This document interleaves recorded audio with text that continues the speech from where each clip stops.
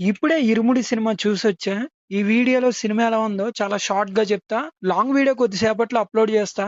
Last 9 years నుంచి 'రవితేజ' ఏ cinema చేసినా సరే అడపాదడపా కొన్ని బాగుండుండొచ్చు, కొన్ని యావరేజ్ అనిపించొచ్చు. చాలా వరకు కుక్కరాట్లు కూడా ఉన్నాయి. కానీ ఈ సినిమా ఏదైతే ఉందో ఇది అనౌన్స్‌మెంట్ టైమ్ నుంచి మంచి పాజిటివిటీతో నడుస్తుంది. అండ్ ట్రైలర్ కూడా మంచి అప్రిషియేషన్ వచ్చింది. సాంగ్స్ కూడా మంచి అప్రిషియేషన్ వచ్చింది. సో, వాటన్నిటిని ఈ సినిమా మ్యాచ్ చేసిందా అంటే, నా వరకు మ్యాచ్ చేసిందని జెప్తా. లాస్ట్ కొన్ని సినిమాల నుంచి విసిగిపోయాం. కానీ ఈ సినిమాలో 'రవితేజ'ని ఇలా చూడటం మాత్రం చాలా హ్యాపీగా అనిపించింది.